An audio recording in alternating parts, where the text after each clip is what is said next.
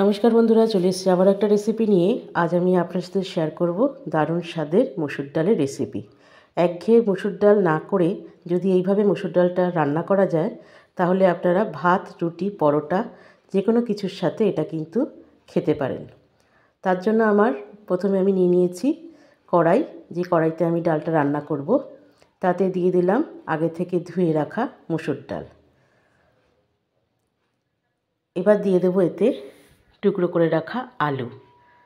আমি দুটো মিডিয়াম সাইজের আলু লম্বা লম্বা করে কেটে নিয়েছি। দিয়ে দেব 4টে কাঁচা লঙ্কা। এবার দিয়ে দেব পেঁয়াজ। একটা বড় সাইজের পেঁয়াজ আমি কুচিয়ে নিয়েছি। এখন দিয়ে দেব একটা টমেটো। আমি এখানে রসুনের ব্যবহার করছি না, আপনারা যারা রসুন পছন্দ করেন তারা রসুন দিতে পারেন। দিয়ে দিলাম স্বাদ মতো নুন, আর দিয়ে দেব সর্ষের তেল। এবার সব কিছু একসাথে ভালো করে মেখে নেব।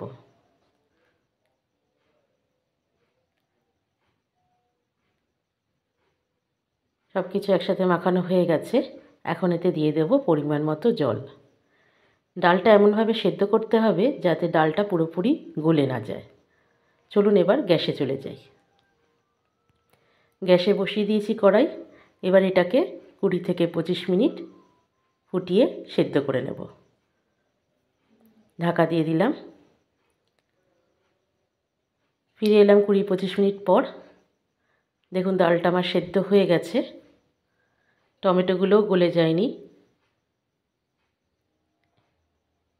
এবারে ডালটাকে আমি নামিয়ে রাখব।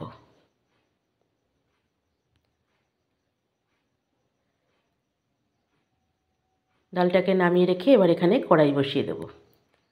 ডালটাকে নামিয়ে আমি ওই একই কড়াইতে রান্নাটা করছি। দিয়ে দিয়েছি সর্ষের তেল। ফোড়নে দিয়ে দিলাম 2টো শুকনো লঙ্কা আর তেজপাতা। আর ফোড়নে দিচ্ছি রাঁধুনি। রাঁধুনি ফোড়ন দিয়ে এই ডালটা রান্না করলে পরে খেতে কিন্তু অসাধারণ লাগে। ভালো করে ফোড়নটা করে নিতে হবে। তারপর আমি এতে দিয়ে দেব পেঁয়াজ কুচি। ভালো করে ভেজে নিচ্ছি। একটু লাল লাল করে ভেজে নিতে হবে।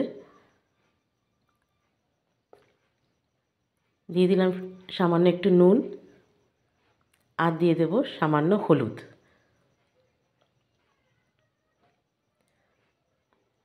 ভালো করে ভেজে নিচ্ছি।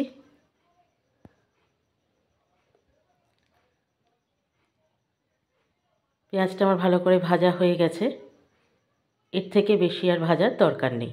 এবার সেদ্ধ করে রাখা ডাল আমি কড়াইতে দিয়ে দিচ্ছি। ডালটা দিয়ে দিলাম। এবার ভালো করে নাড়াচাড়া করে নিচ্ছি।